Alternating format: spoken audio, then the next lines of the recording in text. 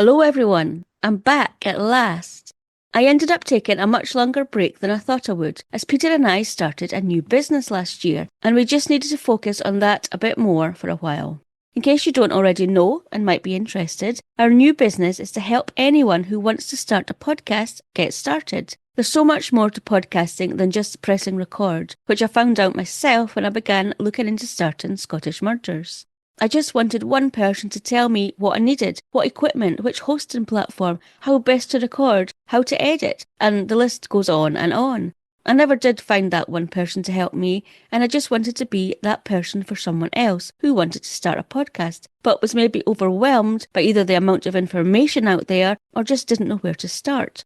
If anyone listening would love to start a podcast or just know more about podcasting, then I'd love to be that person for you. You can ask me anything. So that's what I've been up to and why I haven't been able to release episodes of Scottish Murders until now. Although for April, the episodes will be slightly different. For example, for this episode, I spoke to the hosts of the podcast Code 21, who call themselves Bob and Rory, and today they're going to be telling us a fictional case, the death of a Nigel Rannoch. They're going to describe the events leading up to Nigel's disappearance, the investigation after his body was found, and how a flawed investigation into Nigel's death had serious repercussions for all involved. Just to reiterate, this is a fictional story, and any similarities between this case and one I may have covered in the past is purely coincidental. The tagline former Scottish police officers Bob and Rory have on their podcast, Code 21, where you'll find lots of fictional Scottish cases covered, is, "This is the truth according to Bob and Rory, and no one's going to believe them anyway." So now I've set the scene, let's get into today's episode.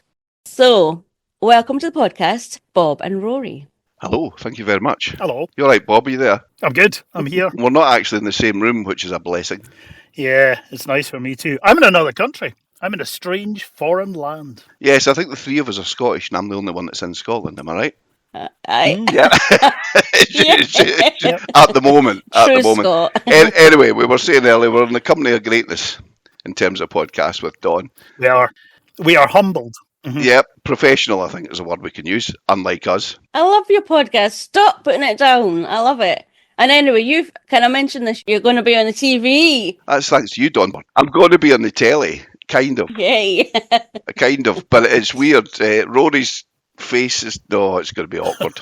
I'm going to be on the telly, but I think they're using my real name, so... That's a night to go to the pub for everyone. Don't sit in and watch the telly that night. Don't scare your children. That's the night me and you get arrested, Bob. That's our chat with our annual chat with professional servants. That's the night. The real names come out. Well, that's not Rory McRae. That's it's good. But anyway, we're not going about that too much, right enough. But it's nice to be on a professional podcast with someone who knows what they're doing, unlike Bob. Yeah, I feel our podcast kind of works because it's two idiots rambling. Yeah. Well, at least one idiot and me. Our intent with it, Don, was always just to kind of have it like we used to be at work. You know, the two cops in a car, and give you an insight into what was going on in our heads. Not a lot, as you can imagine, and just the sort of stuff we were dealing with. And we were in a unique position, and we were never really offered. We dealt with an awful lot in the police, you know. Bob with his fatal road accidents and mountain rescues and drownings and everything else that went with it, including what we're going to talk about today. And there was never really any counselling back in the day, but what we did was talk to each other. Yeah. Normally when we're driving away or to something, and what we tried to do with our silly wee podcast was just reproduce that. Which is, and when we did it, there's an extensive amount of black humour, there's an extensive amount of swearing, for which we apologise, but that's how we were in the car, that's how we got through things. And it's all about talking. And we deliberately didn't try to do anything professional. I think we achieved that. It was, I think when we spoke earlier, it was generally just an iPhone, other phones are available, in the car, just recording us at the time. Under the Fourth Road Bridge. It makes it really authentic. Yeah, I think it helped us as much as anything else. And we continue to do it, and it's a laugh. It's just a hobby. Yeah. There's a degree, I think, of kind of self-counselling in there, because I think for both of us, back in the days when we were working, there was therapy in talking to each other in the car. You know, we were going through some interesting times, and I'm going to throw in a thought here. I mean, we never plan our podcast, and in the finest traditions, we've not done it here really clearly either. Clearly. Well, I have. Don't worry, I'll bail us out. If he starts talking about the TA again. I was going to say, I think in previous chats, both myself and Rory struggle to watch anything to do with the police on telly, because the public have a perception of the risk and danger involved in the police, which actually isn't true, incidentally. The most dangerous job out there is farming. Police is statistically quite safe.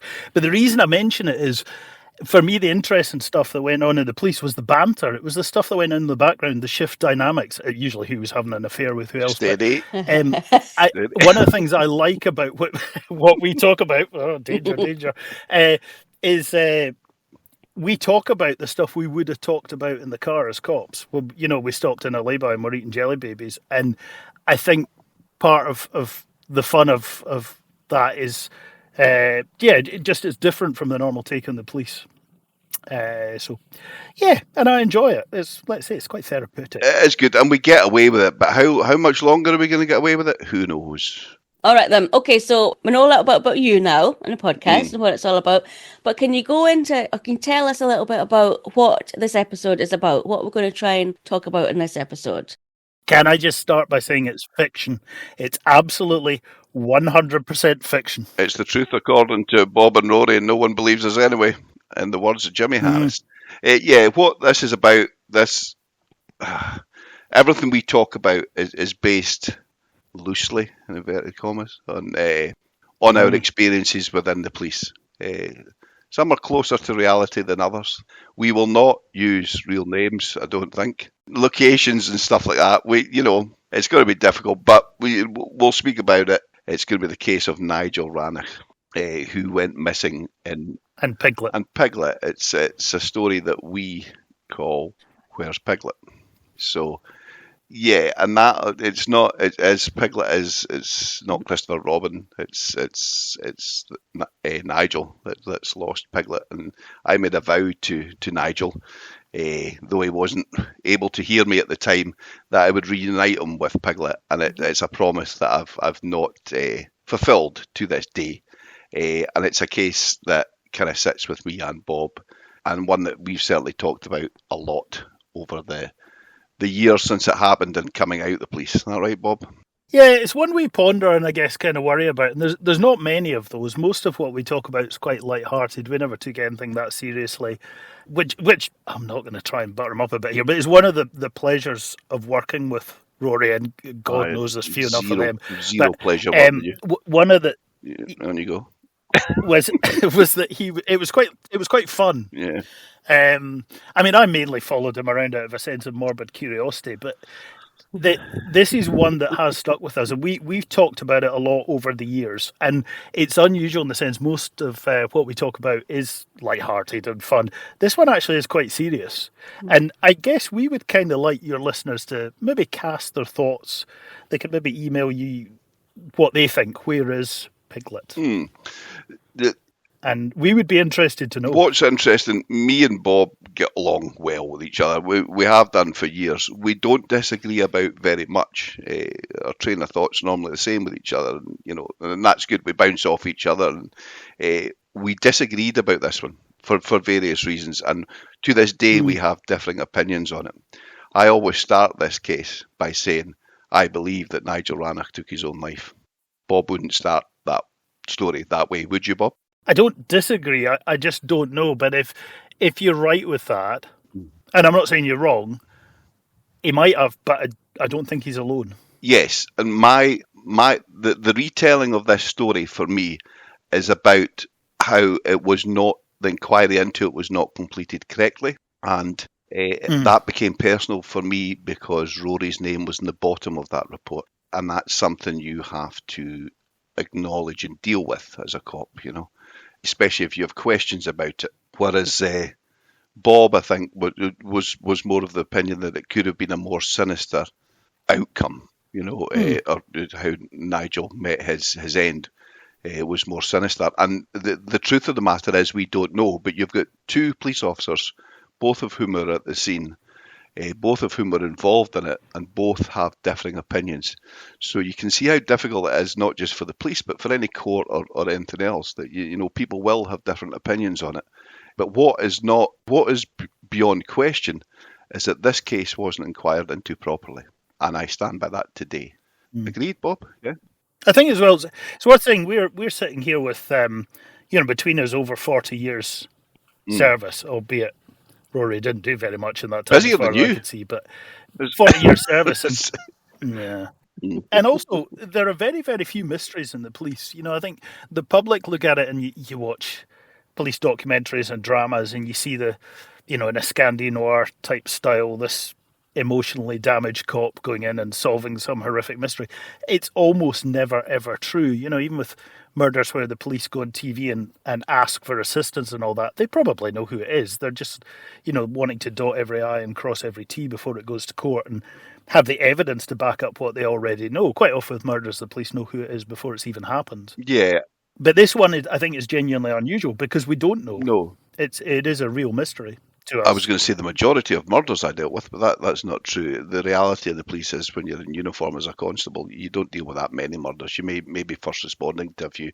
Certainly when I was down in nearer Glasgow, in an urban environment, you were dealing with one punch fights, so you were dealing with gang on gang type murders, but an actual murder, the ones that make the media, was relatively rare. And as I say, was this a murder? I don't know. But my take, I have a kind of chip in my shoulder about suicidal death, which I'm calling this, and that is, if you are unfortunate enough to lose your life in a road accident, someone was responsible for that. The police spend an awful lot of money proving another person caused that death. And likewise, if someone through a homicide was to take your life, well, that's an extortion amount of money and a huge team. The circus absolutely comes to town with that one, and rightly so. But if it's a sporting accident, if it's a drowning, if it's a suicide, it was just me. And okay, Bob, and I don't think people realise that as much. It's just me on my wage, maybe the odd bit of overtime, and that's it. And you're dealing with someone's remains, you're dealing with the scene, and the minute you call it as a suicide, then it's kind of over to you. It was my beat, so I was reporting it. As I did with this, the paperwork was there for it. You do this, you report it as a suicide, and that's it. Now, I'm talking about the recovery of the remains back to the mortuary. There's no grim-faced little mortician with a white jacket on in a dark morgue that helps you out. It's you, and if you're lucky, a colleague like Bob. And it's just the three of you, the two cops, or maybe just one cop and the body. And, that involves removing the clothing, removing everything, from the point of getting the body viewed and identified right through into actually genuinely putting a tag on a toe and closing the fridge door. And the point of telling all that is that I firmly believe that behind most, if not all, suicides, there's a portion of blame. And that was never looked into. If someone takes their own life because of someone else's actions or words, we just tend to sweep that to one side and say, well, he took his own life or she took her own life. We don't then say, well, why?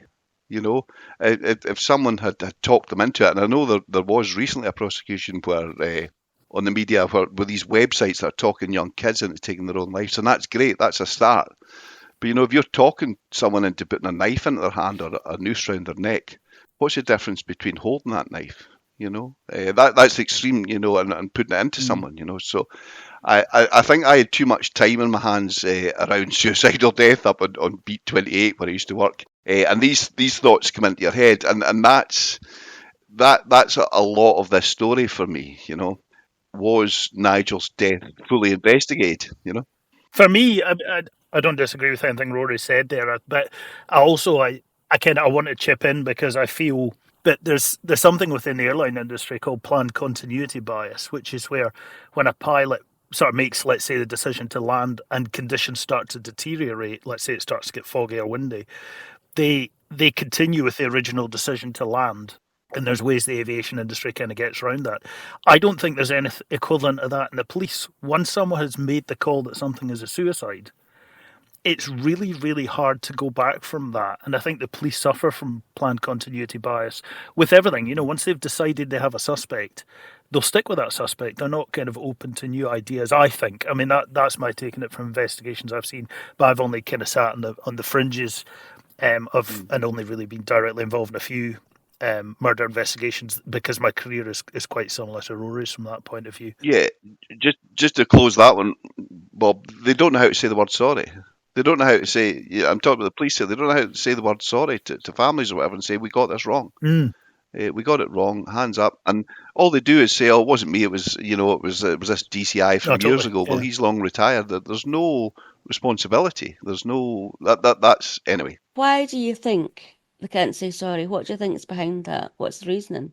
I think it's ingrained in police culture. You see it, I mean, you're going right back to things like Hillsborough and all that sort of stuff. The police have a culture that they hate to admit failure at a kind of corporate or organisational level. They'll quite happily pin the blame on a cop. Uniformed cops or CID cops or whatever, people at the bottom, yeah, they'll absolutely pile the blame on that and say, we're a great organisation, look what we've done, we've disciplined or sacked this person. But the police as an organisation hate to admit they're wrong, because if they do that, they're blaming a supervisor. And if they blame a supervisor, they're blaming the decision to promote them. Right. So supervisors in the police, I feel, culturally get away with a lot. Do you remember when we joined, Bob, that they used to say that we were both in and around the Glasgow area as new recruits to the police, and there was gangs, there was significant families, crime families, and significant organised crime, and the traditional Glasgow gangs. And I remember being told that, yeah, they may have a gang, but we've got the biggest gang of all, and we will always win. And there was 8,000 of us then. There may be 20, 30 in this family gang or whatever it is, or organised crime, but there's 8,000 of us. And we must always win. Yeah, we're the biggest gang, and we don't give up. Correct. So if one of us fails, the other one will always get them. Yeah, and you back each other up. But you're saying it's like a brotherhood, a sisterhood, and it's a gang. So why do they then turn on each other sometimes? Like, I know we're going to get into that, Rory, but why do they do that if it's supposed to be, a family? To protect the gang. It's the same as a gang. If one gang member decides to go and speak to a rival, then they're ostracised, aren't they? It's the same. If you speak out against the police, then you're as well no longer being in the police, I think. So which I know this sounds way off topic, but it's not, and it maybe will explain some of the decision making that I took towards the end of this particular case, and sat with for. It took me 3 or 4 years to realise that no, this is not actually something that is okay. And it's okay if you're dealing with the lower end of crime or whatever, but this was someone's life. And to be frank, I had done more investigation into the theft of a lawnmower out of a shed. But it seemed to me, on reflection, than why this man had been laid alone for 3 years in the woods. Mm-hmm. Do you think that in fact there wasn't a thorough investigation in this case, which we're going to talk about in a minute, was because, like you, it was thought it was a suicide and they didn't want to expend all the money on it, on an investigation? That would be an opinion that I hold alone. It's my opinion. Okay. Now, the question you're asking me is, and I kind of already alluded to it with the expense of a murder and a fatal road accident, is it cheaper to call it a suicide? The answer to that is yes, that's a fact. Is it cheaper? Yes, it is. It's a lot cheaper, and it's a final answer. Okay. Was the decision on this one, was it a suicide? Was that deemed early on? Yes. Was it deemed before a post-mortem? Yes. Okay. So that might answer your question. It does. All right then. So we've gone quite far. So let's go back a little bit. Tell us about the background. Okay, so did 8 years down in Glasgow, same as Bob, and then after 8 years, in certain parts of Scotland, areas through tourism get very busy. The West Highlands is one of them, various others, and they ask for help from city cops who can go up and do a secondment. So in the year 1999 or 2000, the summer of, I did such a secondment to the Highlands of Scotland. Liked it so much I didn't go back, and was lucky enough to be given a beat, 79 square miles, the size of Greater Manchester, of which I was the only resident uniformed response within. My nearest assistance was probably 28 miles away, that being Bob, in a larger town, and I occupied a police house, 3-bedroom police house, with a police office attached to it and a cell attached to that. In the winter, I would have a 4x4, and in the summer, eventually, I got a slightly faster car to deal with the road accidents. Predominantly, my work involved community policing. I'm a big fan of traditional Scottish community policing. Several villages of which I was responsible, one of which is the locus of this. And you would be the local police community officer in schools, hotels, etc. It goes all the way back to ye olde times where there's 3 people of importance in the village: the policeman, the minister, and the doctor. And you were there providing a service. What I loved about it was a service. You weren't prosecuting people, you were serving the public. And your beat was your beat. You took responsibility for it and everything that happened within it. That doesn't mean to say I was completely alone. People like Bob, who are road traffic, would come and assist me with road traffic accidents, of which there were many. My work was, as I say, many road traffic accidents, a lot of recreational deaths, that being drowning on large lochs, mountain rescues which turned the wrong way, an awful lot of motorbike deaths because of where it was in Scotland, and bizarrely a phenomenal amount of suicidal deaths. Much more than would a normal uniformed police officer would have to deal with, just because of where it was in terms of Scotland. There's various reasons for that. A lot of, I couldn't really work it out, but a lot of people deemed the Highlands of Scotland as a place to be. You know, it's a place of outstanding beauty, you know, in terms of that. I had even people come from the other side of the world who traced their roots back to the Highlands of Scotland in order to take their own life. So it's a sort of place people could get away and just be away, be their own, contemplate what's going on in their heads. And sometimes, too often, unfortunately, that was the wrong type of thought that ended their lives. So this particular incident, when I was dealing with this one, I was also running a similar one about 3 miles up the road in terms of a suicidal death. So that gives you an idea of what's going on, which had happened the previous week, and I hadn't finished the paperwork of it. So that's it. It's a very rural beat in the Scottish. Just picture the Scottish Highlands there. If people of a certain age remember Hamish Macbeth, it's not far from the truth. That was what I pictured in my head when you were like, I've got the cell, one cell, and the police station. I was like, yeah, that's... Yeah, it was brilliant. I loved it. I wish that it still existed. It doesn't anymore. It was the best part of my working life. And I did that for about 8, 9, 10 years, something like that. You always wanted to be a police officer as well, didn't you? I did, yes.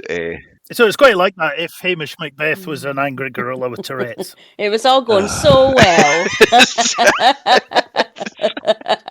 It was, and then he kicks in. But yeah, it was. I tried to make it sound ideal, and it was. But it's not until you're out the police that you reflect and went, well, wait a minute. That level of death isn't normal. Isn't normal, and that became my job, my stacking shelves, whatever it happens to be. But you know, and you always try to find your limit, and I never could. You know, so anyway, that was kind of the area I was dealing with, and this particular case was another one. It didn't throw me, particularly when the call came in. It was just another suicide on beat 28. What did throw me was the word skeleton. I'd never seen a skeleton before, and I haven't properly since, thankfully, and don't really want to again. But that was, so from the offset, from the treble 9 call, it was unique. It was a Friday. It was a March. I'm not going to, just to give you the time of year it was, I'm not going to tell you what year it was. And I got a treble 9 call, which went via Glasgow and ultimately to my own office, and it was from 2 forestry workers who stated that they were in the Highlands of Scotland, and they were clearing a fire break using chainsaws. That's basically just to stop wildfires jumping from one part of the forest to another. They were behind a particular hotel in the Highlands, which was formed part of my beat. It was a hotel that was in the middle of a very famous walk from the south to the north. It was a stop-off point for such a thing, and a hotel I was in frequently. And they were less than a quarter of a mile behind this hotel on a B-class road heading to a country estate, a Victorian country, a bit like Skyfall, that type of thing. They were there, and they said that during this process they'd come across a tent. And within that tent was the remains of a human, skeletal remains of a human. And I'm like, yeah, of course there is. Beat 28. Of course there is. I wasn't surprised. I'm like, yep, let's go. So, yep, put the lights on and go, grab the yellow jacket and go, and got up there and met them. They were sat in the back of their pickup truck having their lunch, chainsaw us off, and they pointed out to me. Now, they pointed out, I'm going to show you a photo, Don, of the area, not necessarily the scene, but I know this is a podcast, but it's just to kind of get you an idea. Can you see that? Yes. That photo's taken from the road. You can see it. I'm not very good at describing, but you can see how dense that woodland is. And the distance from the road there, and it was thick. And they pointed it to me. Can I just chip in here, Rory, and point out this is fiction, and that photo you've just shown is clearly a representation. These are photos I took of a forest. Of what a forest would look like. It's a representation, yeah. It's what a Caledonian Scottish forest looks like, yeah. Oh, you're an idiot. Yeah, it was just similar in my head that I could picture. I went out yesterday. It's not far from here with my camera. Would you gaze, piece? Anyway, you can see how dense the typical Scottish woodland would be. Very dense. Right? So they pointed out, and I'm like, I can't see hee-haw. I'm not swore yet, by the way. I'm doing really well. Right? And I'm like, I can't see anything. What are you talking about? And they're like, just there. And I'm like, oh, right, okay, stay there. I said, what way did you go in? So they showed me, and I walked in. And as I got to the tree line, just within the tree line, 6 to 10 feet within, was a tent. And that would have been facing north, I think, north-south, yeah. And the front, it was a 2-man green Van Gogh tent. And it was still erected, protected totally by the canopy of trees above it. It was very weathered, very soiled, lots of pine leaves, needles all over it. The front had burst open. It had been zipped, but it burst open, and there was clearly a skeleton, half in, half out of the tent. It was still clothed. The bottom half of the skeleton was still within a sleeping bag, and the upper half was out. There was fragments of cloth. It was very, very worn. There was moss all over the place, but it was very clearly a human skeleton. And what struck me straight away was that most, if not all, of the bones seemed to be there, which was odd to me, because I thought, well, wildlife or whatever would have taken something. So as I'm doing this, I'm videoing. It was the days before police body cams or anything like that, and I was using an old Sony handheld camcorder. And I was speaking. I'd made my radio go live. It was old airwave radios, and I'd made it go live. I was just giving a kind of running commentary as to what I was seeing. And what I was seeing was the tent and a lot of kit. I think my actual words on that, as I say it was a 2-person tent, one skeleton within, too much kit, something like that. There was a kind of vague words of what I was saying.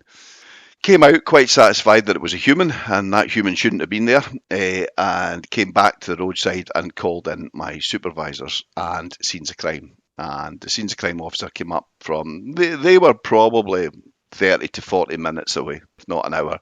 So I used that time to take a couple of statements off the forestry workers, and I was joined by my supervisor and by the scenes of crime guy, who I'm not going to name. And then we made the decision to return to the tent. Obviously, my supervisors wouldn't. There was 2 supervisors there, an inspector and a sergeant. Showed them the video. And the decision was to put the scenes of crime guy in with myself. Now, we used tread plates as we walked towards the scene. So we basically put plates down over the footprints we've already created. And that's a way in and a way out. And the only designated way in and out of what potentially would be a crime scene, just in case. And we walked in. Now, I was videoing, and the scenes of crime guy was whirling away with his fancy Canon camera, taking lots of photographs. And we walked up to it, and he was taking photographs. And he said to me, Rory, have you been round the back yet? Meaning the back of the tent. And I said, no. And he said, okay, let's go round. And we went round. At the back of the tent was still standing just. It was still zipped up just. And after a bit of a struggle, we managed to unzip it and look in. We were then, both of us, looking down through the tent towards the head of the skeleton. And at that point, realised there's a lot of stuff. There's a set of boots, walking boots, leather, good quality boots. There's bags, there's holdalls, there's rucksacks. But more importantly, there's 2 sleeping bags, but very clearly only one skeleton. And I'm aware of this, and I'm like, okay, this isn't right. So that's the first kind of red flag. I'm like, it was mainly, wasn't, Bob fixates on the shoes quite a lot. What I actually saw when I walked in, looked down, was one set of boots and a black shoe partially under the skeleton. And then as we opened it, to my right, bottom right hand side, was a knife. And it was a large kitchen knife that you would use to not slice bread, but it was a large, significant knife. Out the movies, you know what it looks like. No, it's not a camping knife. It's not something you're carrying to go camping. Why would you carry that to go camping? Was my initial thought. Was this isn't a Swiss Army knife. This is a big knife. And the scenes of crime guy seen it, photographed it, said the word knife. I said concur. He said, I'm going to call it. I said, agreed, and we walked out. That was basically the words that were exchanged between us. Basically, we're both seeing the same thing. Neither of us are happy. We'll call this, when we say we'll call it, we're calling it suspicious, and we walk backwards on our tread plates and go back to the roadside. I didn't revisit the tent after that. Quite rightly, we put police tape up and cordoned it off. We got the mobile police unit to come up from a nearby station, and we requested the presence of the CID, Criminal Investigation Department. Now, they, at that particular time, were busy with some lunatic who was putting needles in loaves of bread in our beat. So senior officers were dealing with that, and I was allocated a uniformed sergeant from a nearby town who had previous CID experience, and 2 TDCs. TDCs are trainee detective constables. When you join the police and you're out with your probation, you can make a decision about which department you might like to join. If you've got half a brain, you'll join something like the community police department. If you've got no brain and you just want to issue tickets to people, you join the road traffic department. Right, Bob? Road warriors, heroes. Jesus. But there's worse than the road traffic department. That is the CID. They love to wear a leather jacket, a pair of jeans, and chew gum and kid on there on the telly and make themselves feel important. The rank is the same as mine, constable or sergeant or whatever it is, but because they wear leather jackets, it makes themselves feel important. Anyway, you can do a secondment, you see, to these departments and see if you like it. So that's what a trainee detective constable is. They do a 6-month secondment or a year secondment, and they can do that, and that's who I got. And there were 2 young officers, a male and a female, and I'm not saying they were incompetent. They were not. They weren't fully trained detectives, is my point. And like me, I'm assuming they had never seen a skeleton before. And they came up and they had a poke about it. And eventually, a senior officer came up later that evening, towards about 6 o'clock at night. I had first got this call about 1 o'clock in the afternoon. And then a crime scene manager was appointed from one of the bigger towns in Scotland. He eventually made his way there. And everything was basically left alone for the night. It was secured. The scene was secured. And the reason it was secured was we needed a bones doctor, a professional, to come up and recover the remains properly. And we got somebody from Glasgow University to do that the next day. And she had a team with her. And they systematically recovered every part of the human remains and dug down into the soil and took soil samples, etc. Everything you would hope they would do. And that was it. And during that time, I crewed the mobile police office, which would be normal for me. So I would collate statements, make tea, coffee, make sure everything's okay, make sure just the practicalities of running, keeping the logbook, making sure everything is as it should be in terms of that. But even at that stage, and I'm saying day 1, the word suicide was getting bandied about. I wasn't sure why, and then I later found out that they had identified this particular individual, and he had been a person who had been missing for 3 years. Nigel Rannoch was 31 years of age when he went missing from the Edinburgh area of Scotland. He was from a good family, well-to-do family, I would suggest. He was a professional man, university educated, worked in another part of Scotland. His job had become too much for him in terms of stress, and he had been off on sick leave in terms of that. He had been diagnosed with depression. He was described as sociable, very sociable. He was the founder member of a Ceilidh band and played the flute, the Ceilidh band, for non-Scottish people is a Scottish dance band. So he was part of that. He was a very keen hill walker and would frequently take himself off into the hills and go walking. When he did so, he used to do it with a childhood friend. Frequently did it with a childhood friend. Both of them, it would be their passion to go into the Scottish Highlands and climb Scottish Munros. Bob, what's a Scottish Munro? So a Scottish Munro is basically a mountain over 3,000 feet. And there's a list of them and a book written by Mr. Munro, which is why they're called Munros. And it's a big thing amongst hill walking lunatics like myself. Although I'm not a Munro bagger. But basically, Munro bagging is trying to get all of them. How many is there? There's 284. What? 284. There we go. And historically, I think there were a couple appeared and disappeared as land surveying became more accurate, and sort of debates over whether or not something qualified as a mountain. But yeah, there we go. So there's lots, and yeah, there's records for how fast they can be done and all that sort of stuff. And lunatics go and try and scurry up and down them. Have you done any, Bob? I've not kept track, but I've probably done about 30 or 40. So I'm not a Munro bagger, but I like just going out walking in the mountains myself. So I've been up a fair number of them. Rory's looked at one out of a police car, I think, once while he was having an ice cream. I've rescued about 30 or 40 of them off of bloody Munros. It drives me nuts. Anyway, there's 284 of these things. Our friend Nigel had done half of them. Wow. And it was his life ambition to do all of them. So he was a serious hill walker. It was his thing. And as I said, he normally did it with a childhood friend and took himself away. It would help with his depression, I believe, that it would take him away and he could gather his thoughts and just disappear. But he wouldn't.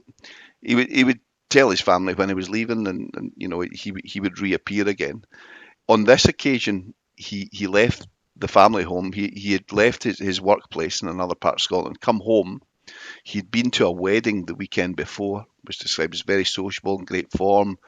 Everybody loved him. Everything was going well, seemed to, outwardly. And then I think that, let's call it the next weekend, he decided to disappear, to go for a walk.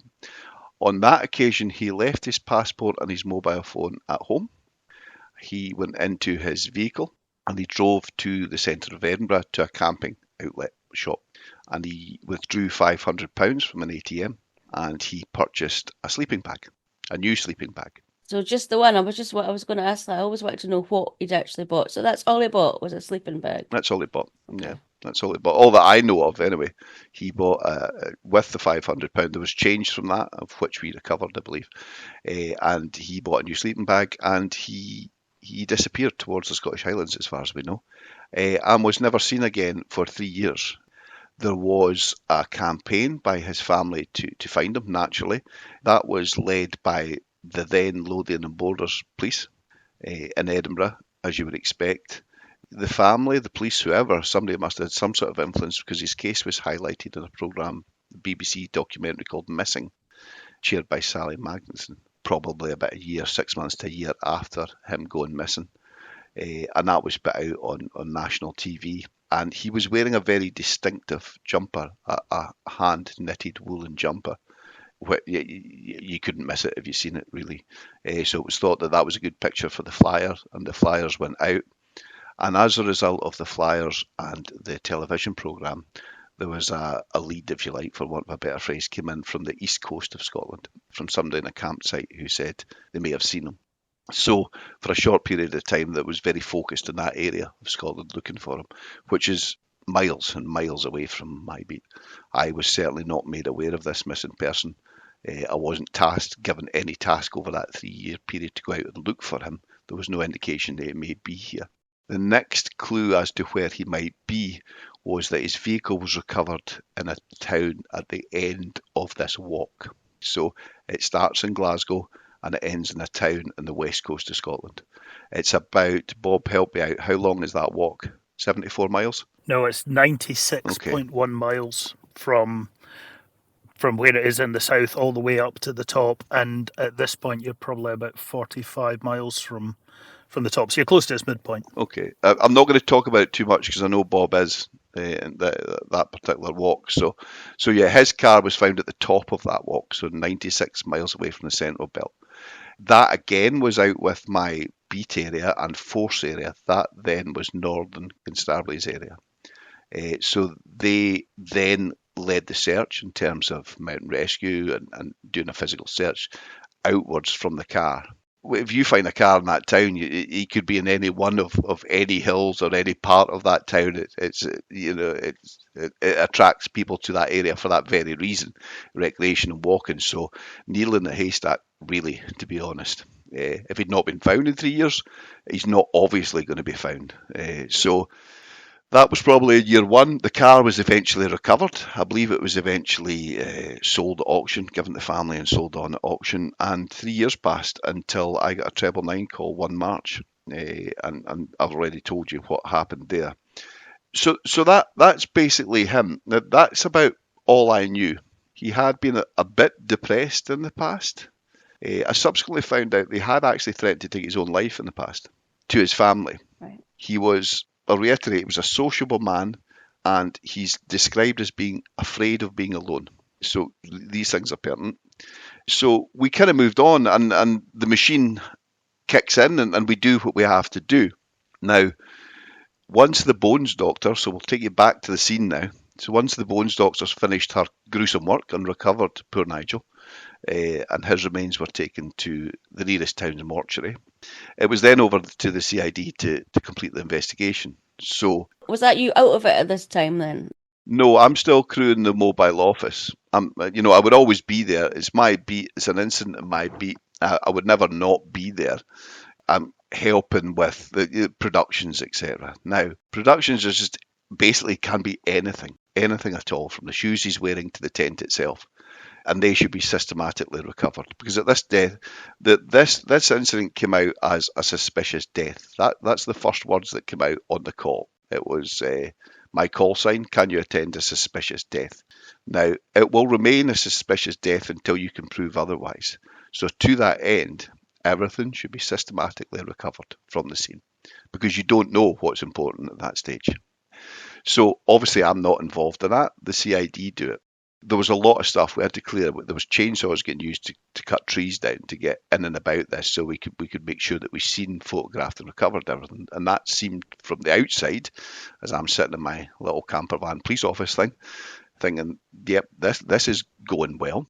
Then the word suicide starts getting bandied about quite a lot, and I'm like, okay. And it was said to me, and that if I'm asked who said it or where it was, I remember it being said to me that it was suicide. I remember asking the question, why? And they're like, overdose. And I was like, okay. And they kind of wrapped things up. They recovered everything. I'm going to talk about the recovery in a minute. They recovered everything, cleared the scene, took the tape down, and off we went. So the recovery of productions, there's a correct way to do it, and I've already told you. It's very systematical. There's a very large ledger book that you write the productions in. It's before digital and stuff, so you're writing everything down. That's a pair of shoes. If it's a pair of socks, you write it down. You write this person's name as you know it, and the incident, and you sign it, and you give it a unique reference number. You should do that for every single item. And you can imagine that could take up a whole book, in a scene like this. Even worse in a house, can you imagine? It's a very laborious job. It's the sort of job is given to a TDC, a trainee detective constable. Get on with it. You do the productions, and everything's bagged and tagged just like it is in the movies. It's given a label, a wee self-seal bag, and it goes in there, and you write it, and away you go. That's the correct way to do it. There's an incorrect way of doing it, and I can describe that to you as well. That would be just to gather everything together, throw it all in black carrier bags, chuck it in the back of a police van and drive it to the nearest police office. That would be wrong. You might record a few pertinent items that would help. Some medication, a wallet. If there was any money, of course you're going to lodge that. The knife, you're going to lodge that. But you're not going to spend maybe a full day up there lodging everything. And what, in this case, which method was used then? They did the CID method. Right. And the CID method would be throw everything in a black bag and take it to the nearest police office.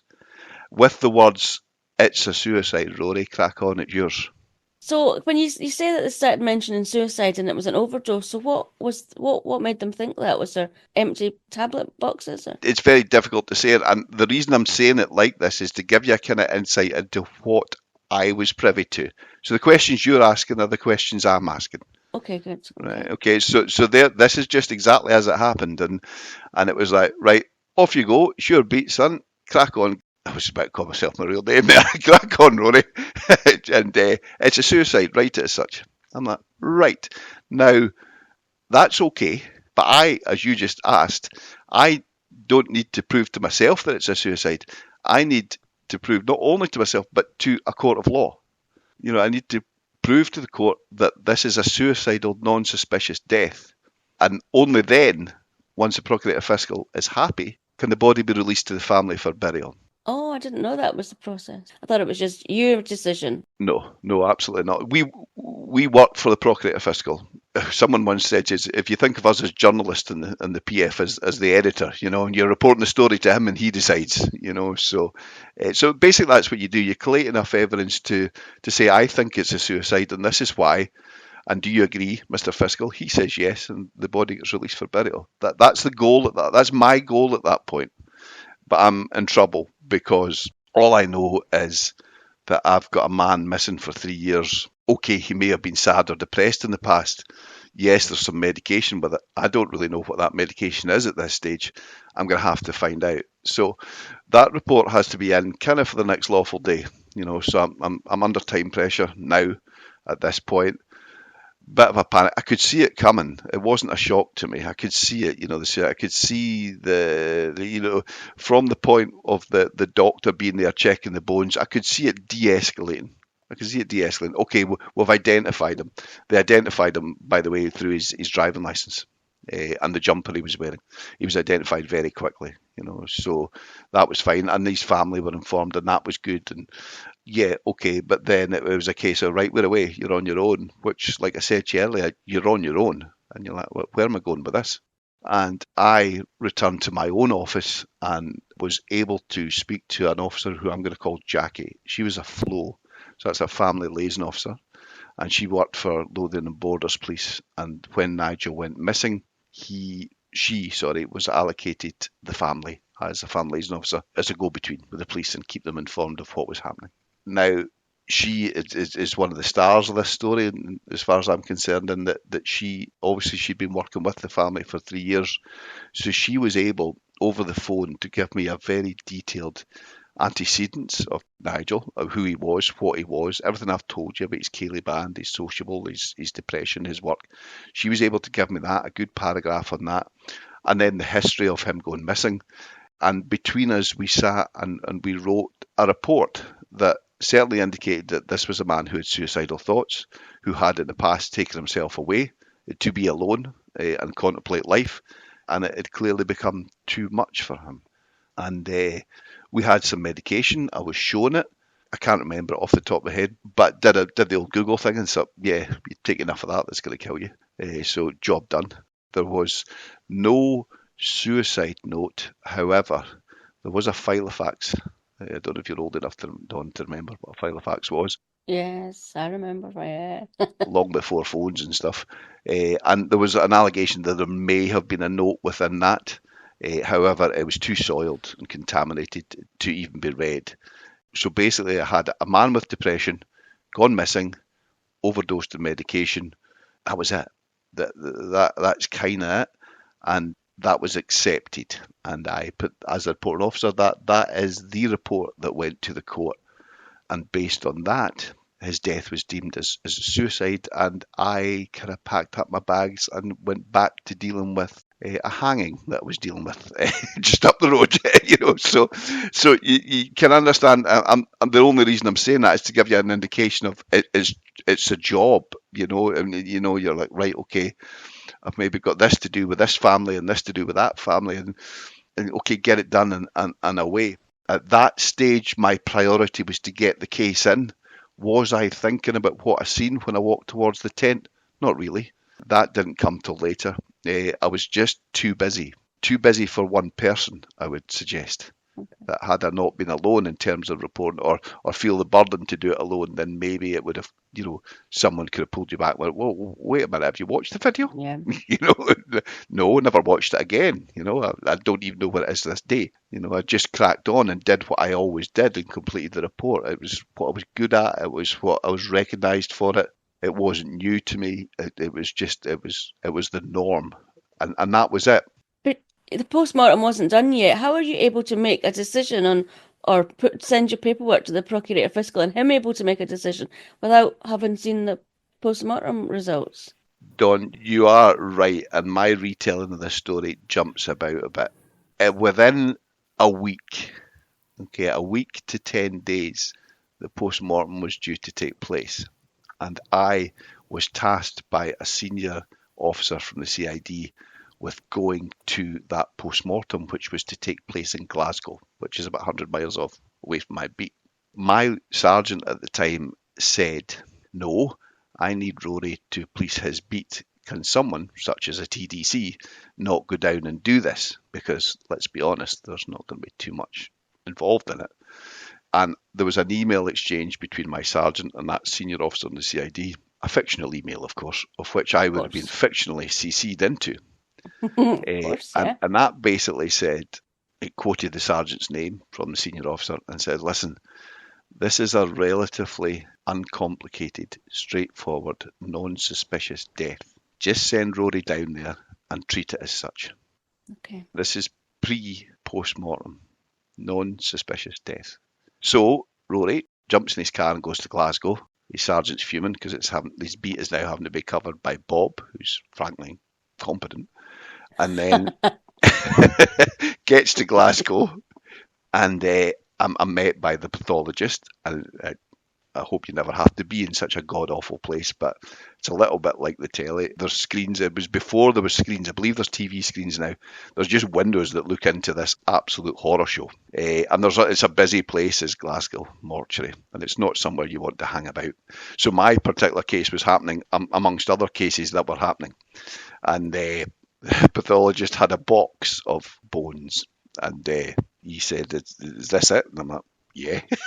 And he said, well, he's dead. I'm like, well, yeah, I hope so. But that was kind of it. There was no indication there was any, if you think of damage to bones from knife marks or anything like that. That's what I was thinking, yes. Yeah. And then me and Nigel went back up the road, and that was it. So you took Nigel back with you? Yeah, the thing about human remains, when myself and Bob were in the police, I always remember it, is that you are responsible for them as the police. They are not the families, so you don't really kind of let them out of line of sight. You officially hand them over to an undertaker or whatever, but you should be pretty much there or thereabouts until such time as it's deemed non-suspicious. Just like any form of evidence, it can be contaminated, it can be interfered with, so you have to have a timeline, and that has to be, and Nigel was my responsibility. May I just interject and say, when Rory says he's coming back with the remains, he's not in the passenger seat next to him going through the drive-through at KFC. They normally go in something called the police shell, so it's basically an undertaker's vehicle, and you would follow it or something like that. He's not having a conversation and choosing what to put on the radio on the way up the road, because I kind of feel he gave that impression. No, I wasn't far away from Nigel, but we weren't in the same vehicle. So the report's in, and I got a phone call one evening, pre-postmortem, from Jackie, our family liaison officer. And Jackie tells me about the sighting on the East Coast. She reminds me of the sighting from the missing programme on the East Coast from a campsite owner. I'm like, yeah, I know what you mean. And she said, I've got a question for you, Rory. Was he wearing gaiters? And I'm like, not to my knowledge. Bob, help us out. What's gaiters? So, for those of you who are hill walkers, if you are walking through wet grass, because the bottom of your trousers get wet, it soaks down through your socks, and then your feet get wet, which is not good. So gaiters basically are kind of waterproof covers. They go over the top of your hill walking boots, and they usually come up to just below kind of knee length. And they're great because they stop your trousers getting wet, which stops your socks getting wet. But better in Scotland, they stop ticks climbing down, biting your ankles and getting Lyme's disease, which is awful. Yes. Thank you for that, Bob. So, was he wearing said leg warmers? No. It was my initial thought, no. But I tell you what I'll do, Jackie. I'll go out and check the production book. So the quick scan of the production book, and I suppose at that point, I'm looking at the production book thinking, right, well, there's no gaiters. There's not a lot in the production book. It's only one page. And I'm like, oh, okay. let's just ignore that, shall we? And just, it doesn't matter about that. So yeah, that was the first that I'm at. Right, okay. Did I physically go and check for the gaiters? No, I didn't, because I'm at, was he wearing them or not? What's the relevance? No. I should have, because if he was wearing them, he could have been in the East Coast. But anyway, I didn't. That was fine. And then I'm going to say the same night. I might be wrong, but this is fiction, so it doesn't matter about the timings. So I get another call from her, and we're discussing funeral arrangements after the PM, and once the body's going to be released, and whether or not I was going to go, and I was welcome to go, and etc. And she was telling me that she'd spoken to the family and not to contact them. They just want to be left alone to deal with this. And I said, absolutely, she would be the point of contact. Totally agree, not a problem. And then we come into the title of this story, Where's Piglet? She said to me, Rory, did he have a piglet with him? Now that threw me a wee bit, and I may have sworn. And I'm like, no, I don't think he did. What on earth are you talking about, Jackie? And she said, listen, he slept with this toy piglet from Winnie the Pooh. Now, we all know Piglet from Winnie the Pooh. Mm-hmm. Now, as a child, he had been given a small, cuddly, pink Piglet. And he slept with this, even as a grown-ass man. Now, I've said before, and Bob's concurred, we're both fathers, and we have daughters and sons, and they have cuddly toys, and they are precious. You know, my 10-year-old still has her little rabbit she calls a baby, and it's precious. It goes everywhere. It's, you know, where she is, where she sleeps, rabbit sleeps. And I got this, right? I appreciate this as a man in his 30s. However, if he slept with this thing, and Jackie assured me that he did, she says, if you've got Nigel, you've got Piglet. And I said, well, I've never seen a piglet, and I've scanned the book, and I haven't seen it in the productions. She says, listen, do me a favour, can you go and double check, because really, Mum wants to bury him with it. And I said, hey, of course, you know, we will bend over backwards here. We will do whatever we can. We'll recover this thing. It might not be in the best condition, but we'll get it for you. We'll get it dry cleaned, and we'll get it sent to the family. I'll bring it myself if I have to. I'm on my way. Mm-hmm. Now, during this conversation with the Flo, there was a question. I may have said, what, a grown-ass man sleeping with a teddy bear, you know, and she had given an indication that he may question his sexuality in terms of homosexuality. And there is an element of relevance to the story. There was an indication. I remember it being a subject. I remember it being a discussion. I remember it being, if he was of that way inclined in terms of homosexuality, of it being concealed, because it's not something his traditional father in particular would be more comfortable with, who was the older generation. And that was it. There was no judgment. It was just, it formed part of the Piglet story. And I'm like, okay. And I normally wouldn't repeat it, but as things move towards the end of this story, it may or may not be relevant. So that was done, and I am now on the hunt for Piglet. And I've been on the hunt for him since.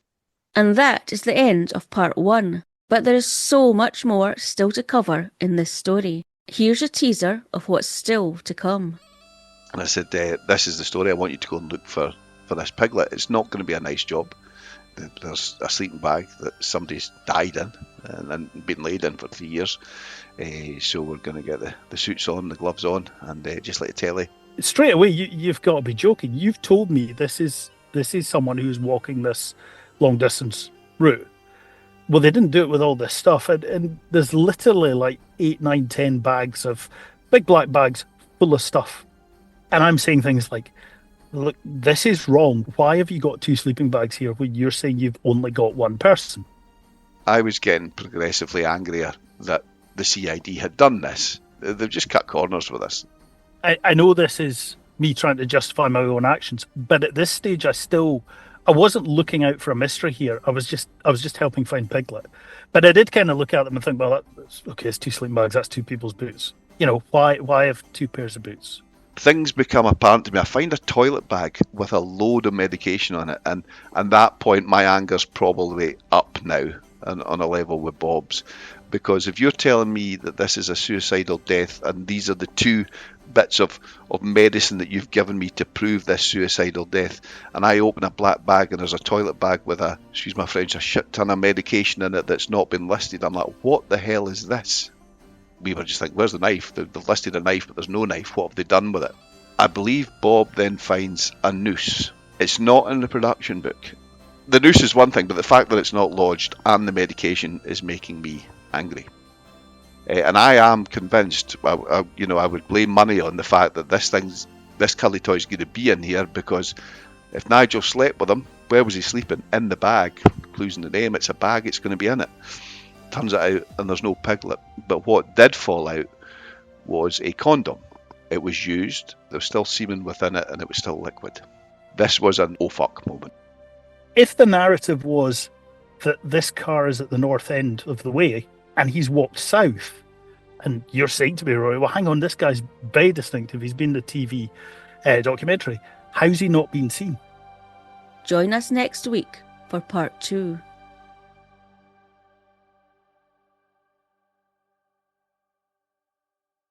Scottish Murders is a production of Clurin Ton.